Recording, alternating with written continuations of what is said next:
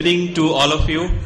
It's our honor to welcome you all at the third plenary session of day 2 on this pleasant winter evening.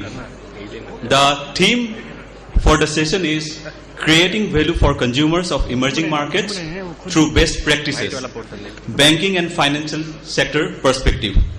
Now to begin with the proceedings, I would like to introduce Mr. P.G. Raghuraman, who is the moderator of the session today.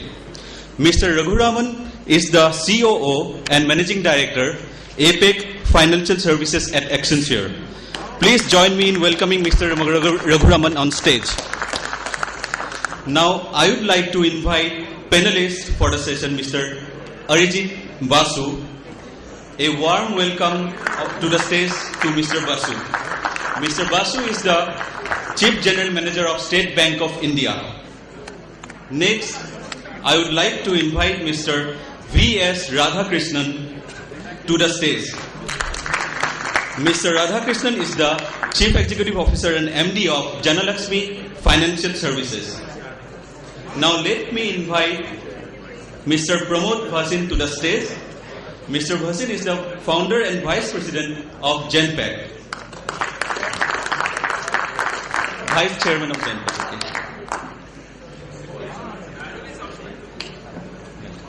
So we have 60 minutes of interesting session ahead of us.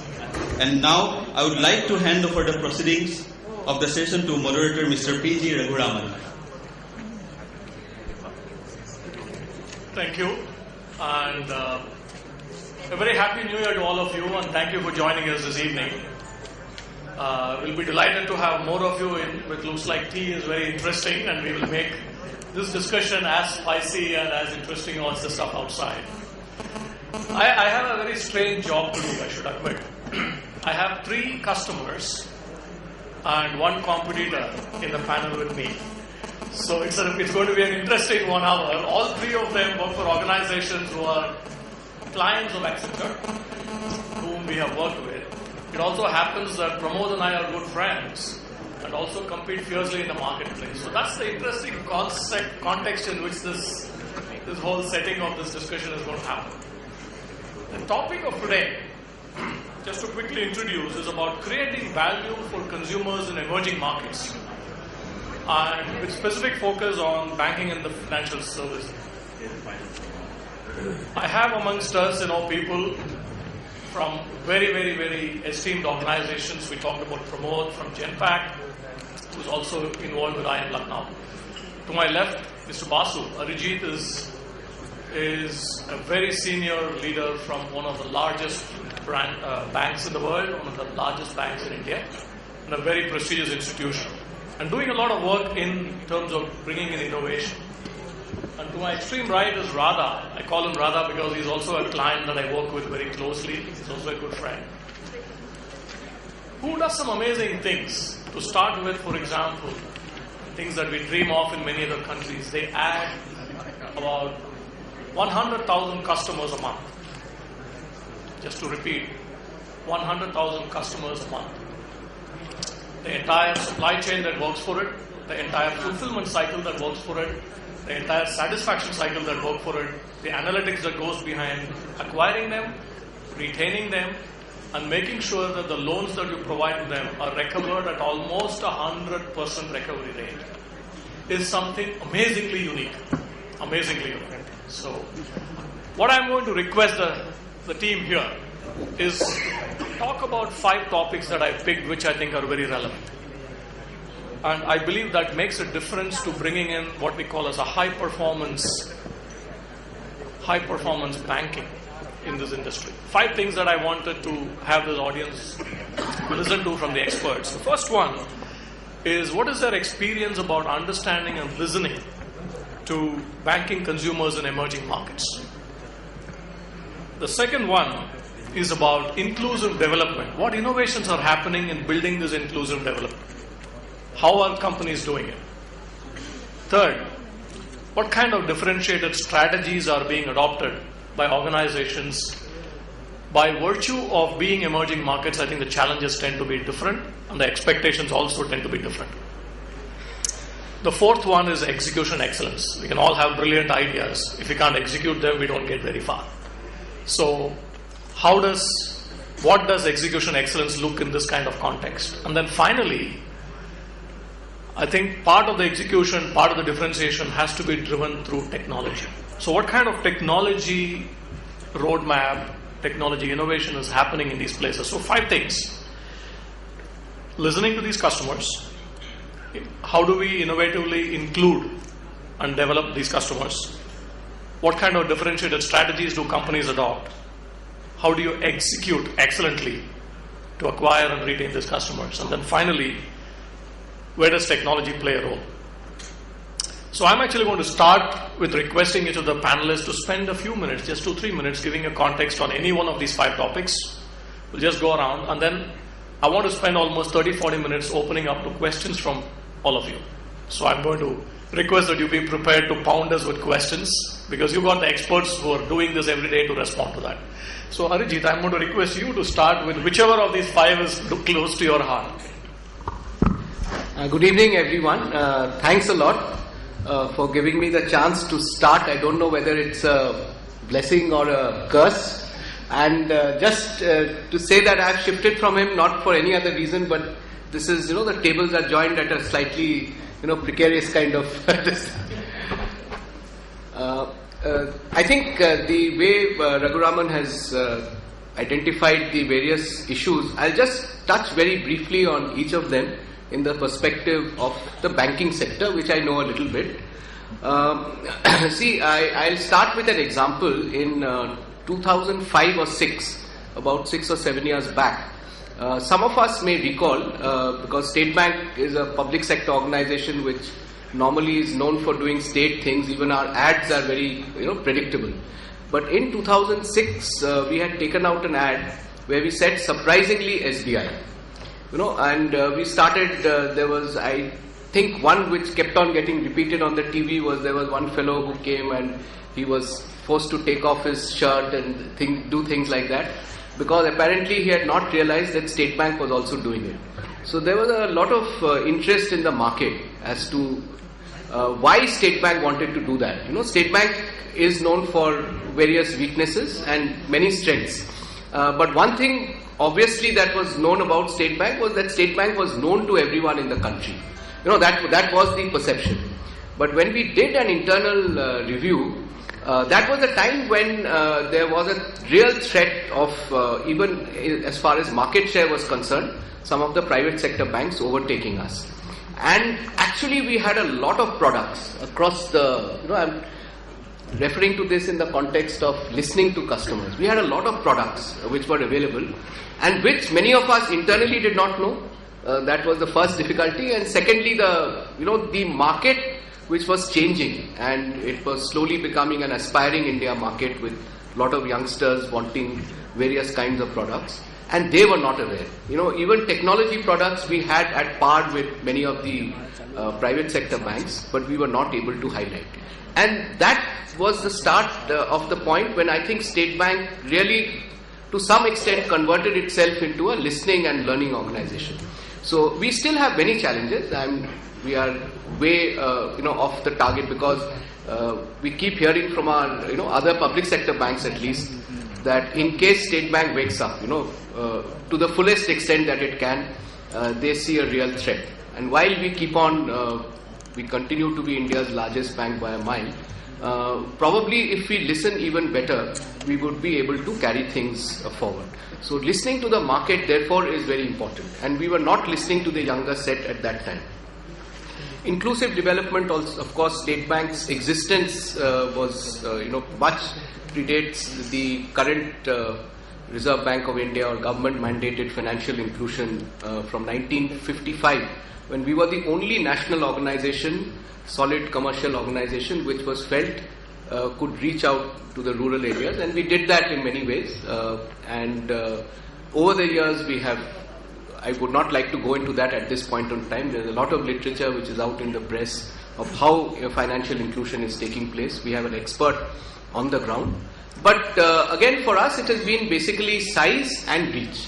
When we talk of opening accounts, even in a month, the bank is opening some 2.5 crore accounts a month all over the country, inclusive of the accounts of lesser privileged individuals as well as the normal accounts that we open. It is something like 2.5 crores in the area that I cover. For some of the states in northern India, we have so far opened around 25 lakh accounts. In some of the months that we have gone through. So that is part of the process. We know we'll discuss as the meeting goes on. But again, differentiated strategies, the point that Raghu mentioned, that is again very important, because for an organization which covers everything, like we are not an universal bank in the sense that some of the foreign banks are, but we are an universal bank, at least in the Indian context, in the sense that we are the bankers. We call ourselves now the banker to every Indian, the concept having come from the fact that we are bankers to Tata, Reliance, and we are bankers to the poorest Indian. So we have a branch which is, may have 10,000 crore of business. There are branches which only have 5 crore business. So how to have a strategy which is unique and in that particular context? It is a challenge because, after all, it's the same organization. We have different verticals. But how to maintain the balance, how to have a differentiated strategy, and then finally, what he calls execution excellence. How to get forward into an execution excellence mode. Some of our competitors who are doing very well have basically done very well. We were just discussing before this meeting that they have succeeded in having fantastic execution excellence. We have our success stories. Internally we know where we have delivered. But there is always a challenge to spread it across the board. Technology, I think, is something which has already happened in the Indian financial sector to a very large extent. But the challenge that we internally face in the bank is that we are not aware of how much technology we have. The technology is just not the platform. Earlier we had ledgers, now we have the computer systems. But it is the possibility of that technology being used. Data warehouse, data mining is one set. We are only waking up to that. So that is the biggest challenge for our organization, especially in State Bank of India. We do not know. We know not. There is that famous 4-line proverb. We know not what we can do. Something of that kind. So, but we are alive to these issues, and I think. We, as an organization, we understand two things. One is in the financial sector, there is basically the products, as members of the public you would understand, products, once somebody launches a product, it is very quickly replicated, whether it is in the retail market and things like that. So we have to have value differentiator, and value differentiator are basically two things. One is, most important of course, is customer service. And the other one is the packaging in which we are able to carry forward, and the delivery and service excellence. So all these things are on the top of our mind, and as we go forward, we would try to see that we are on the right path. So these are the initial thoughts that I thought I'll share. Thank you, Arijit. Very interesting to talk about value differentiation and adding a few million customers. Few million. He said 2.5 crores for some of the international people here. That's adding 25 million customers a month. And that's what he says SBI does. So many customer accounts get opened every month. So thanks for that. Pramod, I'm going to ask you to share some of your thoughts. Thank you very much. It's terrific to sit with this wonderful panel, and it's particularly interesting to hear Arijit say, I know a little bit about banking. How many years have you been in banking already? 30 years. So, and I love that attitude, and I've worked with State Bank, and it's been always a joy to work with them. And of course, Radha has got some phenomenal experiences in terms of what they do on the micro enterprise level. So, I thought I'll talk about, new models, things that we see around the world that are working, and where banking might one day go. And I'm just going to throw this out there for you to think about, as much of a completely wild idea as anything else. Money is the biggest commodity in the world. There is no greater commodity. Everybody has it. And if you are running a bank or a financial services, and you're dispensing money or taking money, it's obviously it's the biggest commodity you can ever deal with. 2, there are only 4 variables. I learned this as the head of GE Capital in Asia. I learned this very well. There are actually only 4 variables. No matter how sexy they try and make financial instruments, always remember there are only 4 variables. Principal, interest, collateral, time. All financial products are a derivative of, they change one, then make it a mortgage. They change another one, they make it a credit card. They change the third, and they make it a commercial loan or a project loan. So the fundamentals of what you do are actually derivatives of that. And collateral is risk, and therefore risk management, and all of those things become very important.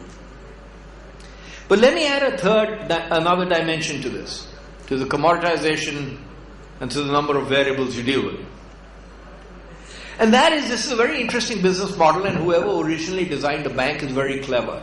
Because here's what they do. I was standing in a queue in a bank trying to cash a check. And I thought, this is remarkable. I'm trying to get my own money out of a bank. I have to stand in a queue with my checkbook. I have to sign at the right place. Some guy on the other side is going to tell me whether I can have my money or not, how much interest I've got on it. And then I get to access my own money. Now, this is a business model whose time may have come at some point in time. And I think it's worth us thinking about this very differently as to what you might do if you had to start with a clean sheet of paper. And that's really what I'd love to spend a little time thinking about. And I think what Radha has done in his company actually is a demonstration of that. So if you look at different models and you look at the 2 or 3 other facts which are happening right now which are very interesting. So one is 4G or 5G, broadband, wireless, which in 2 or 3 years' time will reach 90% of India's villages. True broadband, not broadband the way we call it today, because today's broadband in India is really should not be classified as broadband because it's very patchy. But true broadband which reaches out to 90% of India's villages, cloud and computing power that is virtually free at this point in time, and access to technology and global talent that is also becoming very easy, with global applications being developed on financial services or anything else anywhere in the world. So then I would ask you to think about, what should this new model look like? Why shouldn't you be able to deposit your money anywhere you like at a local street corner? And why shouldn't you be able to collect it from somewhere? It is a credit card, of course, that's what it's called today. But the entire transaction could happen remarkably differently. The regulators have a huge role to play in this, because quite correctly they have to manage this process extremely carefully, and I think Indian regulators on the whole have done a good job. But there is no question that this model could see some tremendous change. And so if you look at models like Indirect, you look at stockbroking like E-Trade, and you look at others who have taken the cost of banking and dropped it by a factor of 5 to 10 times, it changes the game as far as customers are concerned. 2, when you think about inclusivity, you're solving for one of the critical problems that banking has, which is, how do you fund small transactions? How do you make small transactions in small fragmented places economically viable? But BWI, cloud computing, and some of those models have the potential to make these transactions economically viable. At that point in time, you must question, and these questions have been asked, but frankly not been answered ever properly. Why do you need branches? How many branches do you need? Why do you need them? And what should they do? How should customers of varying degrees and types access banks? Why shouldn't loans? Loans are now being crowdfunded. Microfinance is being crowdfunded. Private equity is being crowdfunded. So as the ability to distribute and get access to various people increases, the very nature of what we do in financial services is changing substantially. Is that going to happen in the next 2 or 3 years? Absolutely not. Will it happen perhaps in 10 and make us profoundly different in the way we think about banking and how we use it? I sincerely hope so, because I think then we will be truly listening and creating value for consumers in our emerging markets by reaching them in ways that we haven't done before. So just some food for thought. Thank you. I'll return back to you. Thanks, Pramod. He, without using the word, he actually asked about ubiquitous banking. I should put money anywhere and take money anywhere. Can you do it? And I think Radha is trying to do exactly that. Yes. So Radha, I would be willing to talk about some of your experiences, please. No, thanks a lot.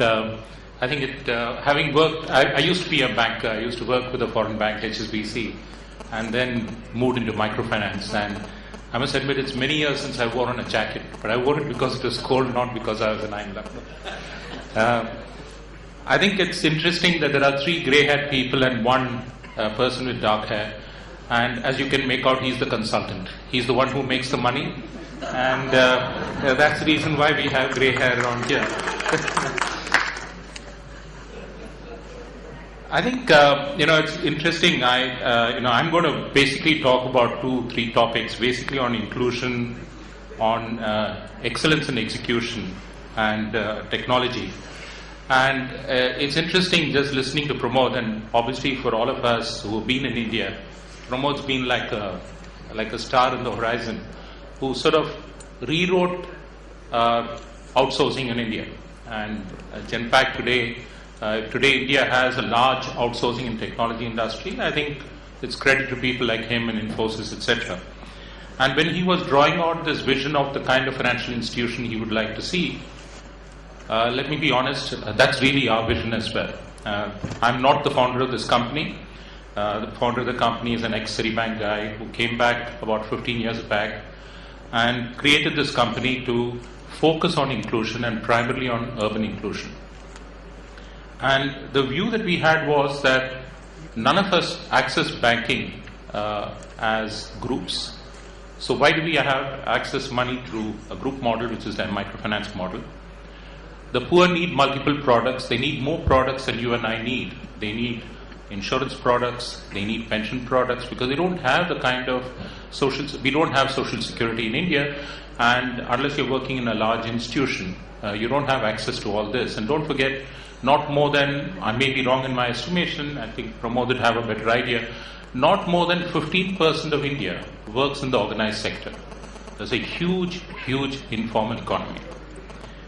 I think, so certainly I completely agree with him that what we need to be able to provide customers is doorstep. Because if you look at a pawn shop or the mom and pop shop around the corner, he works from, and we've done some research on this. They open at 6 o'clock in the morning, they close at 10 o'clock in the night. He can't just leave the shop. We have discovered 60% of his transactions are less than 10 rupees.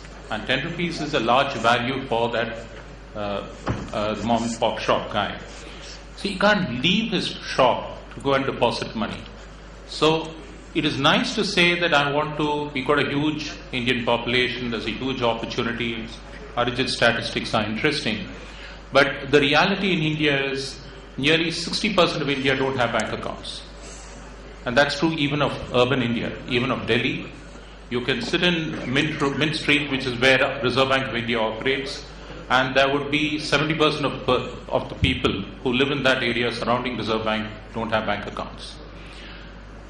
Pension penetration is not more than 3 to 4%. General insurance penetration is not more than 5-6%. Life insurance penetration is about 8 to 10%. And the challenge is, how do you do all this on scale and at low value? We do our loans, our average ticket size is about 15,000 rupees. We go to the customer's doorstep and collect this money every month. And there are organizations who used to do it weekly and daily. We go and collect pension from our customers, 100 rupees per month. How do you do those transactions at reasonable values, at reasonable cost? It's not that banks don't want to do it. It is not that the government is not seized with the problem. The problem is, how do you do it, leveraging technology, etc. And I think Pramod is absolutely right. I think there is a huge opportunity today, and I'll talk about it later, but we have actually built the platforms to be able to deliver it. It requires, the Reserve Bank is completely convinced, I think some of you from overseas would be aware of the unique identity number that the Government of India wants to launch, the Aadhaar. Nearly 55-60% of Indians have those numbers today. And when that comes in, the dream that Pramod has can actually happen. But this requires tremendous execution. It requires cutting edge technology. It requires professionals. And I'm glad this conversation is happening in IIM Lucknow, because I think it's the next generation of India which has actually got to make the difference. I don't think our generation succeeded. We're leaving a problem behind for you. I think it's a problem that you all need to focus on. That is a huge opportunity for professionalism there, and I would urge all of you to think about it. Thank you very much. I'm sure you can add on later. Thank you, Radha. It's very interesting that some of these ideas that we're talking about are not restricted to India. And I wanted to share two thoughts, after which I'm going to request you to be firing questions at us, and I'm going to request the organizers to get you mics on whatever questions you want. The first thing I want to talk about relating to the low-cost banking that Radha talked about. He talked about a pawn shop person who has a reasonable transaction, which is a 10 rupee transaction, right? And he's going to collect and he's going to work through the day. Now, how do you deliver cash to the person or collect cash to the person as a business model that still makes business sense for an organization, whether it's a finance organization or a bank? I think that's where the role of what I call as the existing and future technologies have a role to play. In Accenture, we use this acronym called SMAC, S-M-A-C, which stands for social media, mobility, analytics, and cloud. And how do you put all those four together to make a business impact that can work for customers like these in emerging markets? When I looked around, when I was coming into this discussion, I looked around and saying, okay, we talk about this in Indian context. Who else may be trying this? Here is what I heard. Brazil did what Pramod was talking about, has 50,000 retail, you can call them what you want. We call them bank correspondents. Correspondents. Stores offering deposit and withdrawal services on behalf of banks. On behalf, they're not banks. But a method of a distribution reach that has now been transformed to also play one of the roles that an existing bank plays. Very interesting. It's a very different model. We look at bank in a model that we are used to. This is no longer that model. It's just a transformed model. And most of this got created in less than 5 years. So we can do a lot more. Similar experiments are going on in Peru. They're going on in Africa. They're going on in Colombia. They're going on in many locations. The other thing that we did was, there's so much that's happening in banking. What can we learn from somebody else? And Accenture actually commissioned a study of 7 different industries. And we went to 100 leading companies in those industries and asked them, what are your innovative practices which could then be transformed and moved into other industries? So it's actually a competence that could be moved around. They came up with a long list, and then eventually when we shortlisted, it came down to 35 fairly leading edge practices that could be used across industries. And then we said there are 5 groupings that you could get. I guess you're all market researchers, you know better than I do, but you use complex analysis, factor, cluster, and things like that. But we came up with 5 core things that I think integrate those things. And we called it in kitchen English. First one is that network that we talked about needs a trusted environment. Many elements of that must be quite robust and trustworthy. Second, you must be able to do 360-degree analytics, which means every touch point you must be able to deploy analytics to make a difference. 3, you must rethink the way the customer engagement works. Rethink the platform of customer engagement. Not platform in a technology sense of the word, just the way you connect in every element of that supply chain. 4th, establish an omni-channel distribution. Don't be restricted. There are countries in which the bank account number is the same as the mobile number of the individual. Using mobility and that as the access which can make the difference, as against the traditional methods of you come in, open an account and do the stuff. The Aadhaar example Radha said creates an important step towards doing that, which is the KYC. The KYC is pre-established in an Aadhaar case. My retina and my finger scan already exist, so they know I am PG Raghuraman. If that can match, you can use an alternate number, including the Aadhaar number, as an alternative to banking. And 5th, which I think is something that Arijit alluded to, is a number of the organizational enablers are still not in sync to that. How does IT respond to this? How does HR respond to this? How does recruitment respond to this? How do we get every one of these internal cycles to connect to these external 4 big things that we want to make a difference? That's what our research showed up. And for any of you who are interested, you could look it up in Accenture.com and you will find this research that came out. Now that's the context. So the platform could be different. The opportunity is huge. If you have a 4% penetration and an 8% penetration on billions of people in the world, in the emerging markets, the opportunity is huge. The question is, and as Radha rightly said, it's probably up to each one of you to take a piece of the pie and make a difference. See, that's the opportunity with us. So I'm going to stop there. I think, as I said, we can talk about many of the things we talked about. Execution excellence. We could talk about what each one of them covered in terms of listening to consumers, inclusive development, and happy to share our experiences with each of you.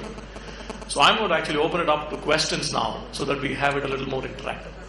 Good evening, sir. All right, you got the first mic. Go ahead. My question is about mobile banking and the plans for SBI for taking it to next level. And the question, extension of the question is this, sir. That, sir, you have list of things that bank needs to do. So do you see mobile banking in that scale of that thing or not? So, I'll respond to that. Again, as normally happens with anything to do with SBI, we've launched mobile banking in a big way. We have all the 3 platforms, We have a GPRS and Wi-Fi enabled smartphone mobile technology. We have one simple SMS product for the lower end. And we also have a normal mobile technology which we can normally use in any mobile phone. And I think recently I saw in the newspapers the usage and the registration numbers have come out, and we are way ahead in registration. In registration we have more than 50% of the market. But in terms of actual usage, because we've kept it, we are much lower than some of the other private banks. So there are 2 things about our mobile this thing. One is part of what Raghuraman was saying, that you cannot have only one channel. Just to give a perspective, even for a state public sector bank like us, we were 20% on alternate channels in 2010. As of today, we are 38%.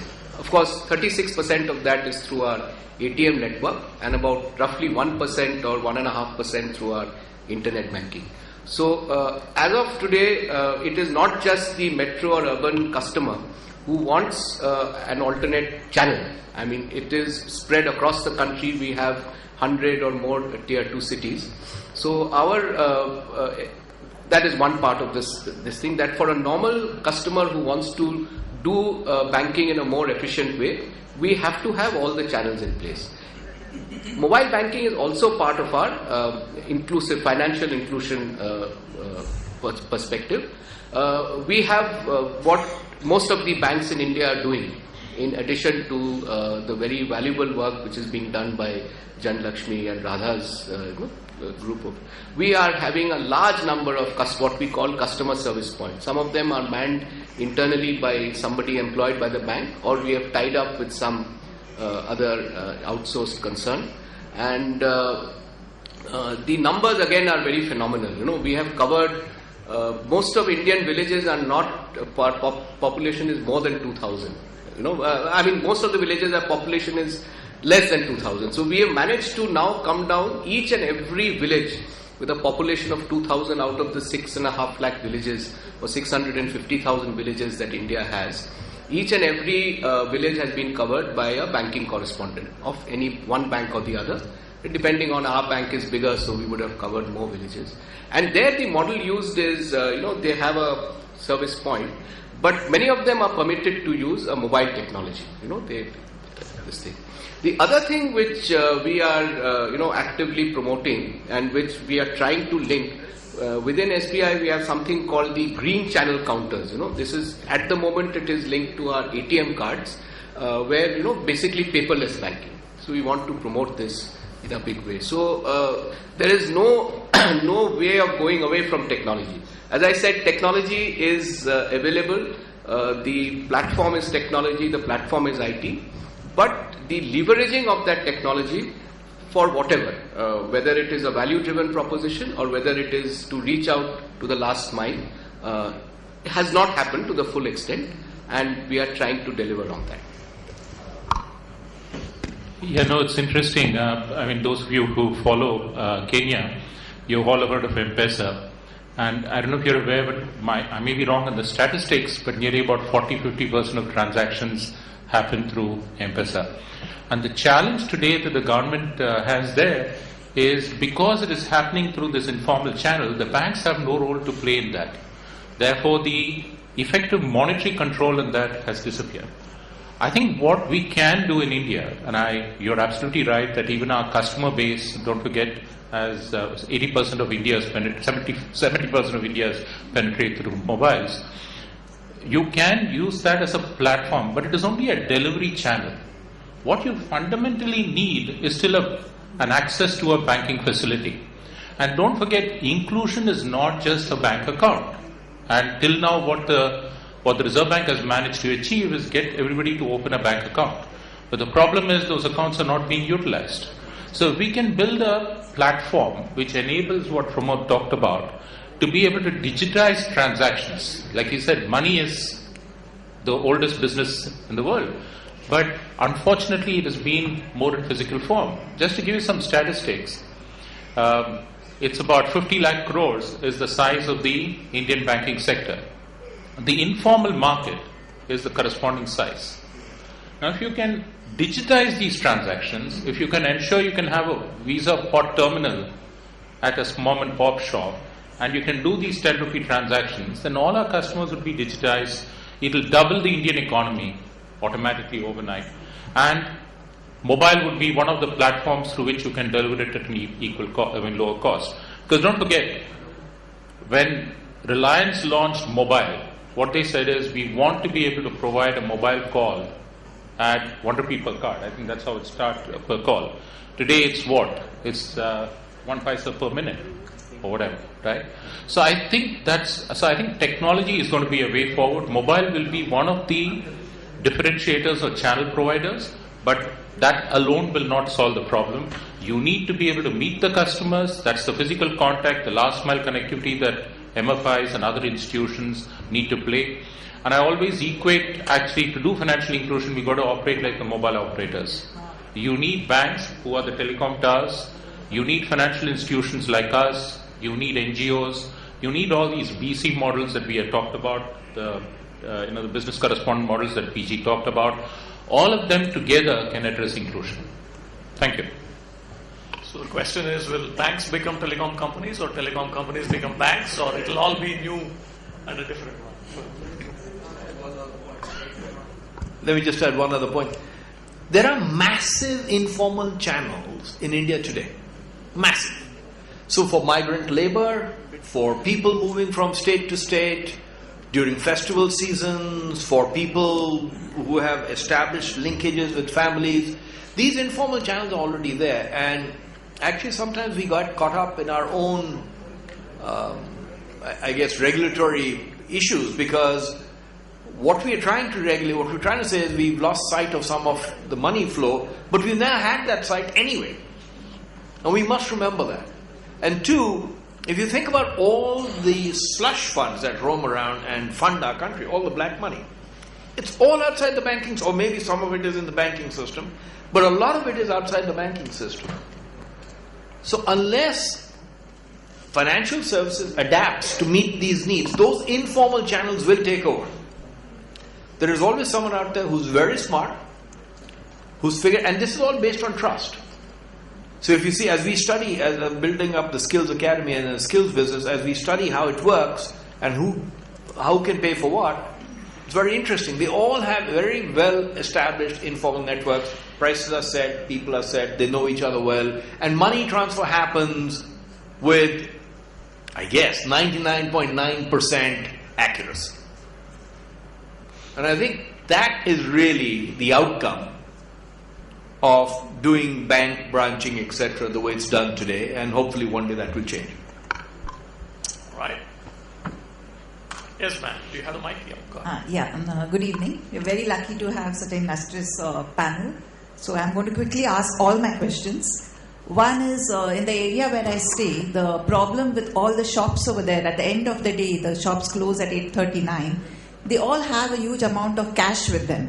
It's very difficult for them to transport the cash home or keep it in the shop for fear of burglary. There is no system which a bank is open where they can go and deposit the cash there. Second is the housing loans when you get from SBI. I do not know why they make it mandatory to open a savings account. I mean, it is against the MRTP. You can't tie one product with another product. Your EMI is being deducted directly from another bank account you may be having in some other bank.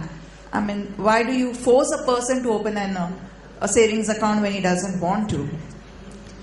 The third thing is about when you motivate people. I had motivated a few people who used to keep their money in chit funds and all to open fixed deposit with banks. And I'd sent a note, I didn't go personally, that these people are below the taxable limit. Still, the bank didn't ask them to fill the relevant form and deducted tax at source. When I went there and told them, why did you do so? I'm basically a chartered accountant. They're telling me, you are a chartered accountant, go and file for refund. I mean, at the source, why don't they advise people? And then again they argue with me saying it's put up on our website, the forms are put up. A person who can't read, I mean, he has to be treated in a different way. The other is NPAs, the non-performing assets, the loans which go bad. Are banks in any way politically influenced, forced to give loans to people who are obviously not going to return the loans? And the last is, like in income tax, we have voluntary disclosure schemes, no questions asked. Why don't you have a scheme with banks that no questions asked, you deposit your black money with us, get it into the regulated sector? Thank you. Well, that's a long list of questions, I should say. I will take the liberty of actually requesting the panel members to respond to some of them, and I'm sure we can catch up offline. But cash management, the question about how do you handle a lot of cash at the end of every day is very interesting. I do want to ask Radha this because his team does this. Hundreds of crores every month and crores every day. So Radha, what's your experience? How do you guys use technology to do this? No, you're absolutely right. And just to put a context to this for people from outside, India has about 25 million enterprises. Those are what we formally know about. And there are another 45 million enterprises who are the small, informal shops run from homes, etc. So there are 70 million enterprises in India. Bank penetration is about 5 to 7%, maybe 10%. So I think you're absolutely right, that's a huge challenge. But I think today what we are doing is we do monthly collections, we do daily collections, we are starting a daily collection scheme, etc. Very expensive because we have to send our field staff out to the mom and pop shop and collect the cash. So what we are thinking is if we can go the route of digital cash, prepaid cards, customers can pay through prepaid card, just take the cash out of the system. That's the only way you're going to solve this problem. So I think Pramod is absolutely right. It's good for India, good for the economy, good for the poor, and don't forget, the poor don't have a problem with these transactions coming into the books. The problem is people like you and me, the rich, who don't want it to come in. So I think the bottleneck is that rather than anything else. And I think, frankly, the rest of it is, to some extent, is what Pramod talked about, all the other points you've raised. I think there is a traditional belief in India that inclusion can only happen through the banking sector. I think Pramod is right. There is a huge informal system that's already working. I think what we have to figure out, and I think there is an increased recognition by the Reserve Bank that it needs to do that you have to use, and if you read the new Committee on Financial Inclusion, the report has just come out day before yesterday from Nachiket Moore, what he says is you need different kinds of institutions. Why do you force everybody to do everything? What you should do is allow people to specialize in their area. They are talking about a payments bank, a bank which will specialize only on payments. Maybe that can be a mobile company. And if they then partner each other and they can sell assets between each other so that their balance sheet is more from a portfolio perspective balanced, that's the model. And I think that will come. Personally, if you ask me, I think it will happen in the next The trend has already started. Aadhaar is going to be a tremendous changer. I know the politics around it, but I can tell you it will come. It will change the world. It will change India definitely, not change the world. And I think digitization, mobile, these are all things that are going to make a significant difference. Prepaid cards, huge opportunities. And today the bank's biggest challenge is technology, and this is where people like PG manage to have black hair. What happens is core banking system, to maintain a core banking system and account, it costs about 600 rupees per account, depending on the bank. In a State Bank of India, it will be about 200, 300 rupees. Whereas if you maintain it on a card system, it's about 20 rupees. On a telecom system, don't forget, they do calls at, they do transactions of 1 rupee and 2 rupees. So you've got to leverage this. And I think it is possible. Thank you, Radha. Can we have other questions? Yes, please. Just, if I may, on the black money point that you made, unfortunately, I think if the banks could do it, they would do it, but I think that's a government issue more than a bank issue. But having said that, if I may go one step beyond what Radha was saying, if you talk to Nandan Nilekani, he's very clear on the Aadhaar. He wants to make this a cashless society. And you don't even need a card. If you have Aadhaar and you have your thumb, which I presume most of us carry with us wherever we go, and we don't leave it at home one day, you can use it. You can transfer money, you can receive money, you can make payments, you can access information. I mean, you eventually should do that with healthcare, you should do that with hospital, you should pay for taxis that way. And all those applications will come up in the mobile phones which allow you to do it, and all the rest will take it. So you really, I carry a bundle of credit cards and all kinds of stuff, and I'm looking for it, and I'm trying. Why? I know how much money I have. I have fingerprint. I have a retina, I hope, for a while. Use it. And you can really make this a completely cashless, cardless exercise. Yeah, just there were a set of questions. I'm prepared to answer all of them. But on the first point, just taking on what Radha had said, we understand that there is an issue about deposit of cash. So many banks, including SBI, we do now have cash collection mechanisms in place for all the small companies as well. And within our bank, we have launched what is called a cash deposit machine. In fact, that is again one of the mysteries as to why we are not able to, disseminate these machines as fast as possible. Make it a 24/7. Just to give again perspective for people who've come from overseas, in India the RBI regulations do not allow an ATM machine to also be a deposit collection machine. So you have to have it separate. So we are rolling out individual cash deposit machines which are available 24/7. And about the others, I suppose it was more of individual questioning. Very quickly I can answer. There is no, for home loans, it is not a mandated this thing that you need a savings bank account. But we do tell our people that when we have a customer, we would like to build a relationship with that customer. Taking on... Force the customer. Absolutely. There is no question of that. So individually, we will, if there is an issue, we will pass on that message. But we do want to have a relationship with all the customers. Any bank would want to do that. And if a saving bank customer is there, we would request him to take a home loan. A home loan customer is there. And advisory is a very good point that you mentioned. I think it's linked to one of the themes that Raghu said for this panel discussion, that experience of listening. The other thing is when you listen, you also, the part of it is to have a dialogue where we need to make our products. I think many of the banks nowadays, and I've seen ICICI Bank run this thing on what are the insurance, safety precautions that you need to take. State Bank is now running a campaign on, what are the things that you can link to a savings bank account. So advisory is a very well taken. NPA I'll avoid, it will become a very big discussion which is nothing to do with theme of today, but I'm prepared to have a very interesting dialogue if time permits. But I think those were broadly the points that you mentioned. He has very little experience, as he said in his introduction, only 30 years. So he can cover any questions that you have. But can we go to the next question, please? Yes. Good evening. I'm Sanket from Tata Docomo, and my question is generally directed to Mr. Basu. However, I'll welcome thoughts from the other panelists as well. Can you get the mic closer to you? Yeah, is it better? So I have a two-part question preceded by an observation.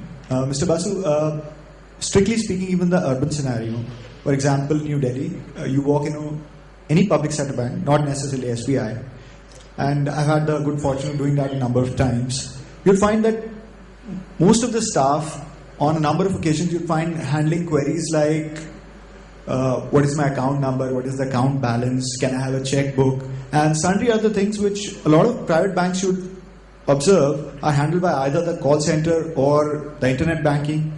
So the first part of the question is this a mindset issue, or is this a government regulation that is preventing such a change to happen? Because I'm sure that is not for the want of advertising. And the part two of the question is that in case there is a concerted effort, I'm sure that other banks you cannot really vouch for, but for SBI, if there is indeed such an effort to make a change, I'm sure it is not handling down to the employees that you get this, you get to do this, go figure out yourself. It's really happening in a structured manner where you put in infrastructure and then really enable them. So if this is a mindset problem and if there's something happening on it, is there a concerted effort around it? I'll respond very quickly because these are issues which you have raised specifically to our bank. Again, this is something which we have not been able to disseminate. We have the largest call center functioning. So when we happen to be the bank which is 3 times larger than the next competitor, everything is big in size. So obviously it will be large. We have a large call center working, which disseminates any kind of information. There are 2 challenges actually. You would have to appreciate that the kind of customers we have traditionally had, they have been used for the last so many years of banking in a particular manner. To tell such a customer that today the only option that you have is to go to a call center, that SBI cannot afford to do. We have to keep the other channels open. For us as a senior executive, it will be like my dream come true if we don't have any cluttering in our branch. That's what we keep discussing internally, of people just asking routine questions or going in for a routine transaction like remittance. We are trying so many things, we'd not like to spend time here doing that. We have a green remit card where, you could just go to a counter, somebody assists you. All these things are there. But the challenge in the mindset is not just the mindset change of our own people, which is slowly changing. That is an issue.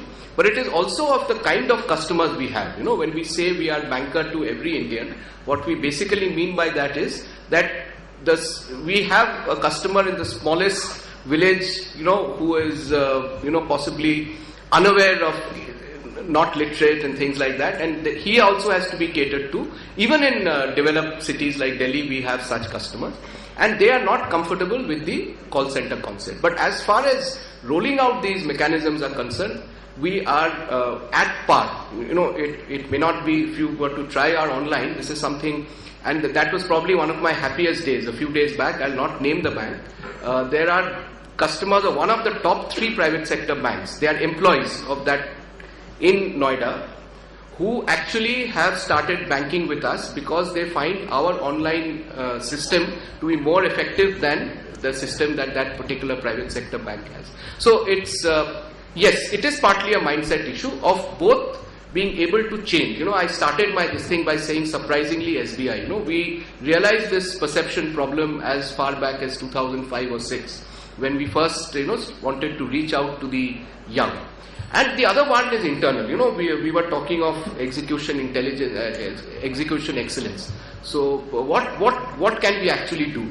We have 220,000 employees. So in 2007 or 8, it was decided by then our chairman to each and every staff member, including whom we call messengers, they went through a program called Parivartan, where for 1.5 days they were given an opportunity to understand what the issues were, things that you are raising, that these are the challenges that we face and how internally as an organization we can respond.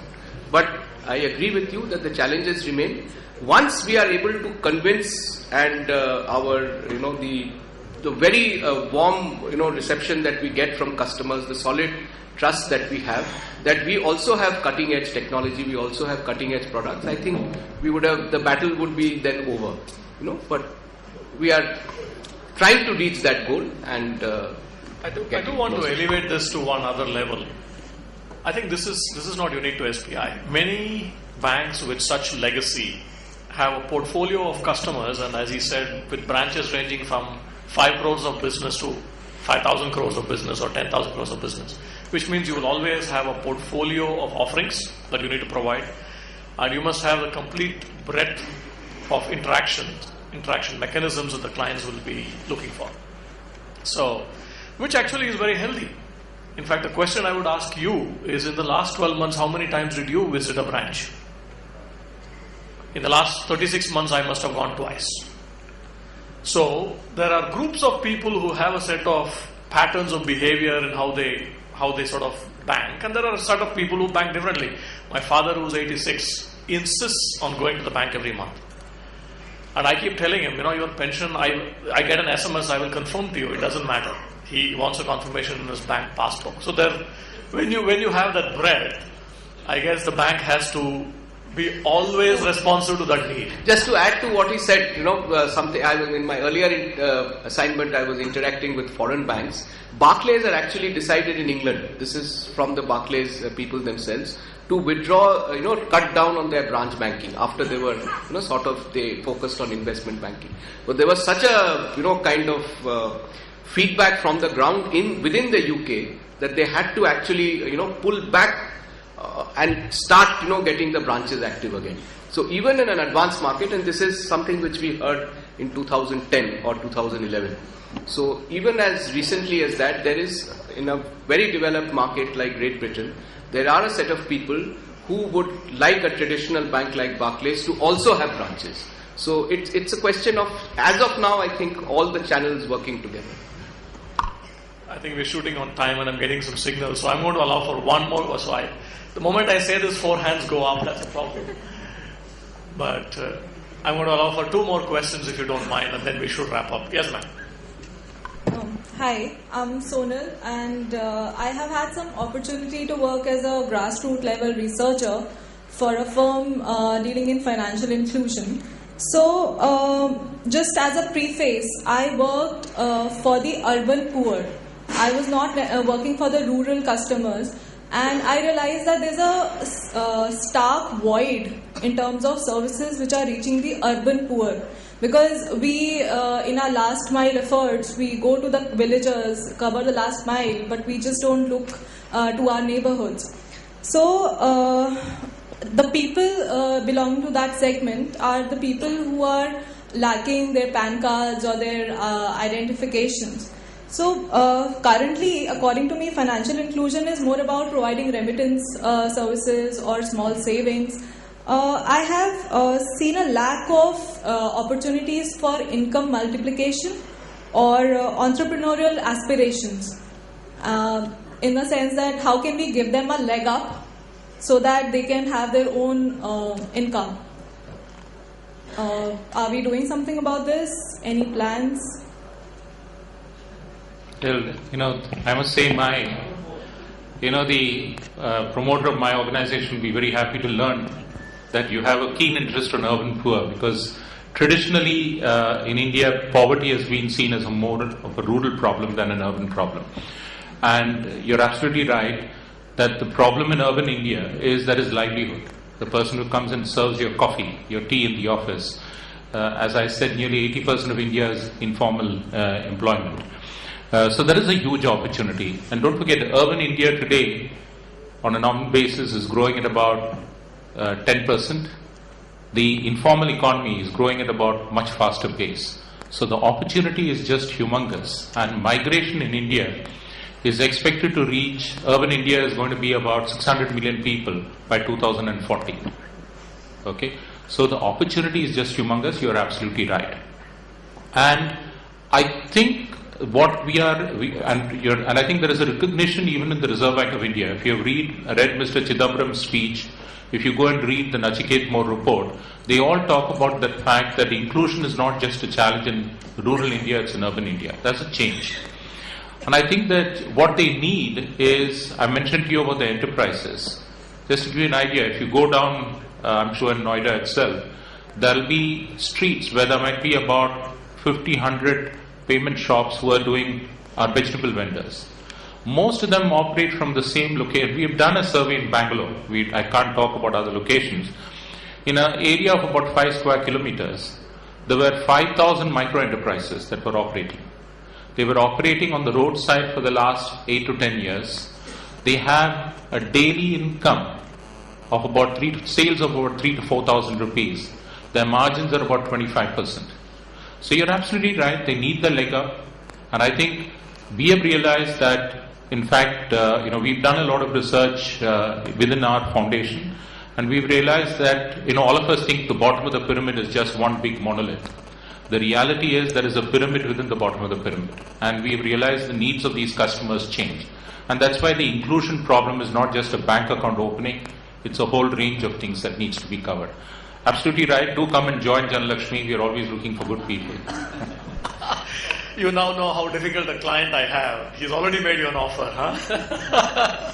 Okay, one last question. I've already got a chit which says we are holding you back from the next session. And the next session has, I understand, Dr. Devi Shetty on the video conference from Bangalore. And he is a very renowned surgeon. We shouldn't stop him from saving some other patient. So one last question really, and then we should wrap up. So who's got the mic? Who's got the mic? Alright, so there he goes. You get the mic and let's go. Thank you. Hi, I'm Nipun. The question I had is for Mr. Basu. The fact is, SBI is offering internet banking and mobile banking to its users now, and this is an initiative that is still at its nascent stage. As you said, only 2% of the people are engaging in internet banking as of now. And so my question basically is that is there a mechanism that SBI is using to probably an internal IT team or hiring a consultancy company to actually track the progress of how this initiative is doing? I'm happy to help. Accenture would be ever ready. Yeah, Accenture would be ever ready to do that. Yeah, just to again give a perspective on these numbers, while I said 2%, we have, how should I put it in crores, is 35 crore customers. So we have 1 crore, that is 100 lakh customers who are now using our internet banking platform. So 1 crore is a lot of people in India, and another slightly under 1 crore, 90 lakh customers who are using, 90 lakhs would be roughly 9 million. So considering the fact that the mobile penetration is much, much more in India, we have a long way to go. But the fact that we have achieved these numbers, I think we should, within the bank, we want to grow even faster. That is what day in and day out we drive. But having said this and considering the clientele base that we have, which is not as, is very differentiated.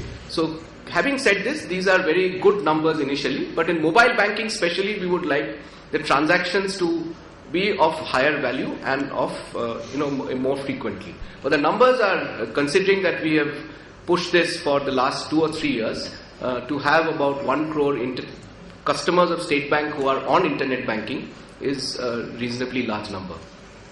So in order to assess these initiatives, do you have an actually, as far as engaging consultants are concerned, Raghu would know, State Bank has been one of the pioneers, We had we've had long association with the top consultants of the world.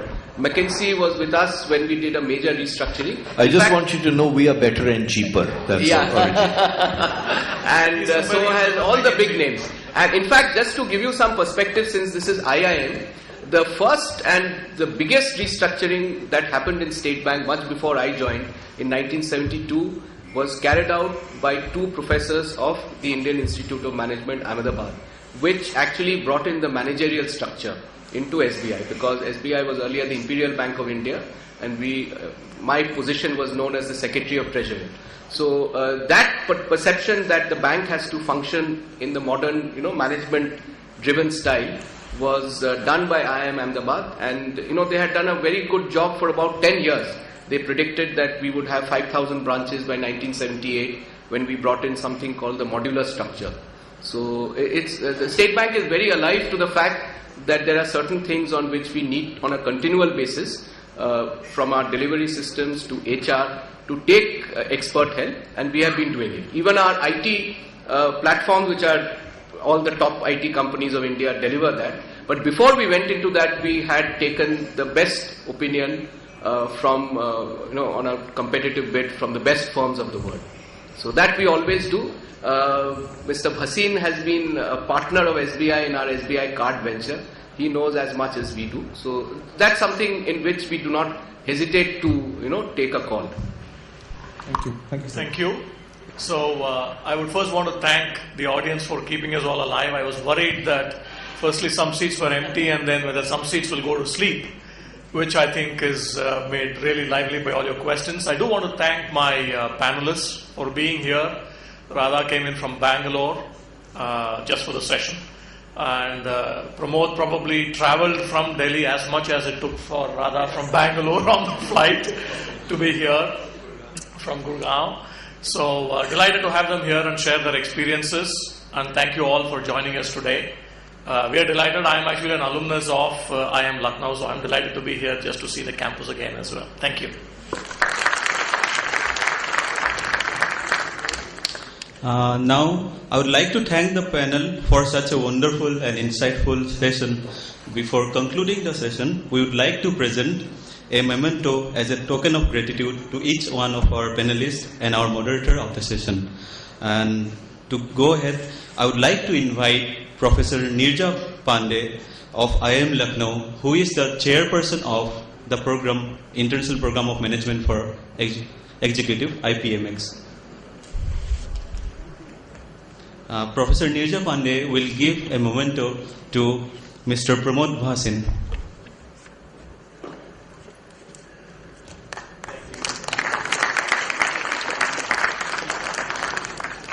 And now I would request Madam to stay back and give a memento to our moderator of the session, Mr. P.G. Raghuraman.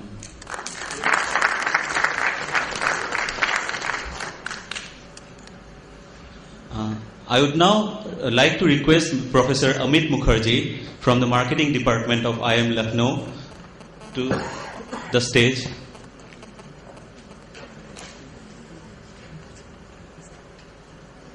Okay. I would now request Professor Venkat Ramanaya from Operations Management Department of IIM Lucknow to come on stage, please. Professor Venkat Ramanaya sir will hand over a memento to Mr. Arijit Basu.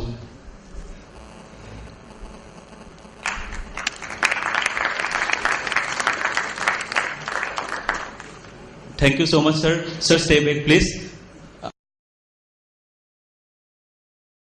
Professor Venkat Ramanaya sir will now hand over a memento to Mr. Venkat Radhakrishnan. Thank you so much. And with this, I would like to thank you everyone, and the session now comes to an end.